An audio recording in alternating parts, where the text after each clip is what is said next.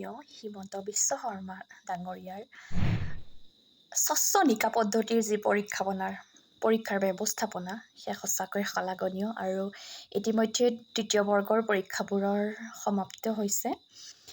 এতিয়া আছেগৈ চতুৰ্থ বৰ্গৰ এটি পৰীক্ষা আৰু সেই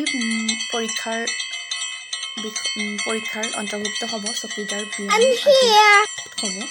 আৰু এতিয়া কথাটো হ'ল বহুতক মানুহে ভেঙুচালি কৰিব পাৰে যে যিহেতু অৱশ্যে এইবাৰ স্নাতকসকলক পৰীক্ষাটো দিবলৈ দিয়াই নাই যেনিবা, যদিও বহুতে তথ্য লুকুৱাই পৰীক্ষা দিবলৈ চেষ্টা কৰিছে, মানে তেওঁলোকে স্নাতকৰ পৰীক্ষাটো নিদি 4th গ্ৰেডৰ কাৰণে নিজৰ এক্সেঞ্জখন আপডেট কৰি ৰাখিছে আৰু তেওঁলোকেও দিব চতুৰ্থ বৰ্গৰ পৰীক্ষাটো। এতিয়া কথাটো হ'ল মানুহৰ নানা ভেঙুচালি শুনিব লগা হয় যে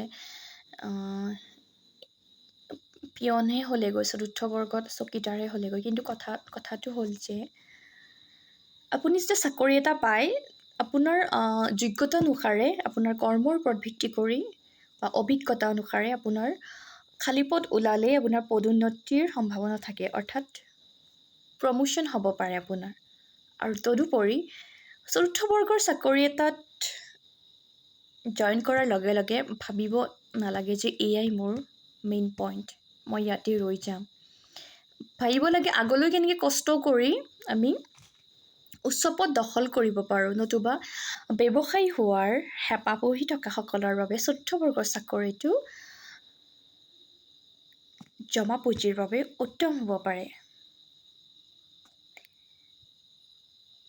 কেতিয়াও সুযোগক অৱহেলা কৰি কামৰ সৰু বৰ বিচাৰ কৰি বহি থাকিব নালাগে, কিয়নো আমাৰ হাতত টকা যদি আমাৰ হাতত নাথাকে তেনে জীৱন মিছা। আমি ভবা ধৰণে কোনোটো খোজেই আগুৱাব নোৱাৰোঁ। আৰু সেইদৰে উচ্চ শিক্ষাৰ হেঁপাহ থকা সকলৰ বাবেও কিন্তু এটা যদি হাতত চাকৰি থাকে তেতিয়া তেওঁলোকে মুক্ত বিশ্ববিদ্যালয়ৰ যোগেদি নিজৰ অধ্যয়নবোৰ আগুৱাই নিব পাৰে। আৰু সেয়ে কেতিয়াও সুযোগ হেৰুৱাই দিব নালাগে, আমি সুযোগবোৰ ল'বলৈ চেষ্টা কৰিব লাগে, বিশাল আকাশ চুমাৰ কচৰত কৰি যাব লাগে।